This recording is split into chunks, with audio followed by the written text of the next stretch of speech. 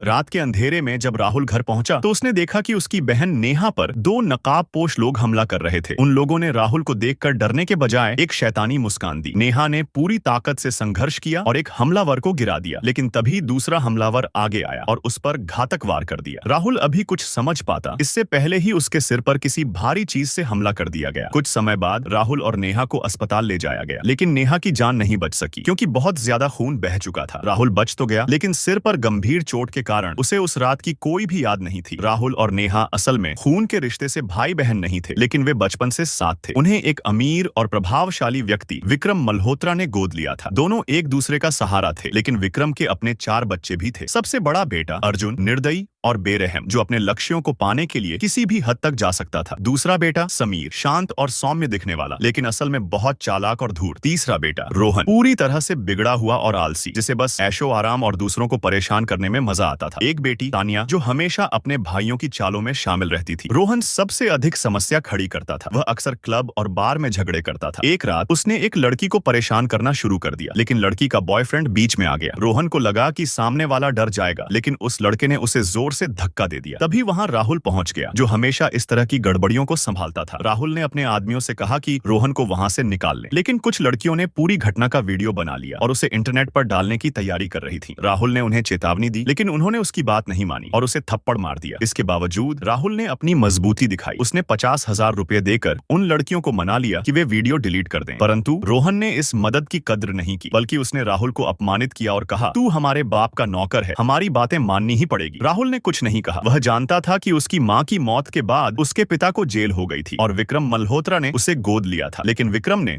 उसे हमेशा एक बेटा नहीं बल्कि एक नौकर और बाउंसर की तरह इस्तेमाल किया। वह अपने साथ होने वाले अन्याय को सहता रहा, लेकिन सिर्फ नेहा के लिए। नेहा की मौत के बाद राहुल बेचैन रहने लगा। उसने विक्रम से कई बार पूछा, लेकिन हर बार यही जवाब मिला कि नेहा की मौत ड्रग्स की वजह से हुई। लेकिन राहुल को कभी नेहा का शव नहीं दिखाया गया, न ही उसकी कोई रिपोर्ट दी गई। इसी बीच इंटरनेट पर नेहा की मौत की खबर लीक हो गई। विक्रम मल्होत्रा की कंपनी की प्रतिष्ठा को गहरा झटका लगा। शेयर गिर गए। अपनी छवि सुधारने के लिए विक्रम ने एक प्रेस कॉन्फ्रेंस बुलाई और नेहा की मौत पर बयान दिया। लेकिन प्रेस कॉन्फ्रेंस में एक पत्रकार ने सवाल कर दिया, क्या आपके तीनों बेटे भी ड्रग्स में शामिल थे? यह सुनकर सबसे बड़ा बेटा अर्जुन गुस्से में आपा खो बैठा और सबके सामने सच उगल दिया। मीडिया ने इस खबर को तेजी से फैलाया और पूरे देश में हंगामा मच गया। अब विक्रम की कंपनी बर्बाद होने के कगार पर थी। वह संकट से बाहर आने के लिए एक विदेशी कंपनी के साथ डील करने की कोशिश करने लगा। कुछ हफ्तों बाद शेयरधारकों की एक बैठक बुलाई गई। जैसे ही विदेशी निवेशकों का प्रतिनिधि हॉल में दाखिल हुआ, वहां मौजूद सभी लोग सन्न रह गए, क्योंकि वह महिला हूबहू नेहा जैसी दिख रही थी। क्या नेहा जिंदा है या यह सिर्फ एक संयोग है? सच सामने आने वाला है। पार्ट 2 के लिए सब्सक्राइब करें।